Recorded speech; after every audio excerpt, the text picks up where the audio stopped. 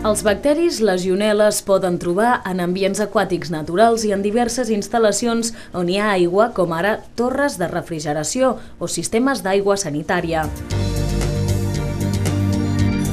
Si hi ha una gran presència d'aquest bacteri i la instal·lació genera aerosol, hi ha perill per a la salut de les persones, ja que aquest bacteri, si es respira, pot provocar la malaltia de la legionel·losi.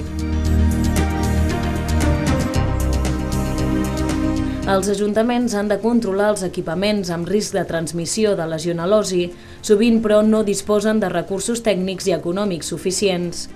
Els ajuntaments són titulars d'instal·lacions que la normativa classifica com instal·lacions amb risc de transmissió de legionel·la. Poden ser d'alt risc, són instal·lacions que podem trobar d'aigua calenta a poliesportius, a escoles, on necessiten gran volum d'aigua, o de baix risc, que estaríem parlant de recs urbans, fonts ornamentals i sistemes d'aigua calenta menys complexos i freda. Aquesta mateixa normativa regula quines són les actuacions que han de dur els ajuntaments per portar a terme una bona gestió del risc, i aquestes són les accions que DIPSalut proposa amb aquests dos programes de suport a la gestió de legionel·la. Dos tècnics de SECAM, empresa proveïdora de serveis de DIPSalut, fan la visita trimestral a un pavelló, és a dir, a una instal·lació d'alt risc.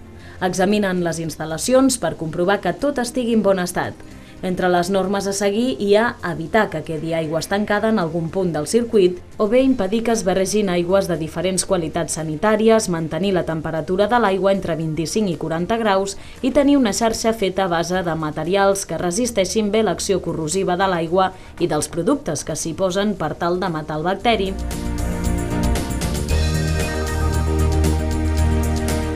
Els tècnics de DIPSalut s'asseguren que l'equipament compleixi aquestes normes i prenen mostres d'aigua que després analitzen al laboratori per determinar si el manteniment i les neteges i desinfeccions que periòdicament es van fent a l'equipament són efectives o bé si s'hi detecta el bacteri.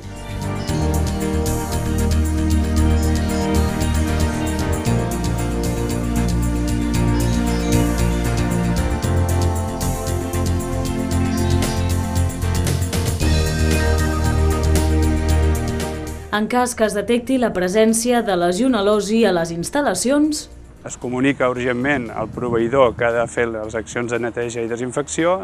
Abans de 24 hores es fa la neteja i desinfecció novament d'aquesta instal·lació i als 15 dies, tal com marca la normativa, es torna a fer una analítica per comprovar l'eficàcia d'aquestes accions de neteja. Paral·lelament amb això, tota la informació que hem recollit de la instal·lació que pot ser d'interès perquè l'Ajuntament la millori, també s'informa. Es recull en un dossier tècnic, és el que es facilita a l'Ajuntament perquè tingui coneixement de quina és la seva instal·lació i quines poden ser les causes o què pot haver afavorit la presència de legionel·la. Com que s'actua immediatament, s'elimina el risc per a la salut de les persones. DIPSalut també ofereix cursos de formació gratuïts per a les persones que s'encarreguen del manteniment d'aquests equipaments amb baix o alt risc de transmissió de legionel·losi.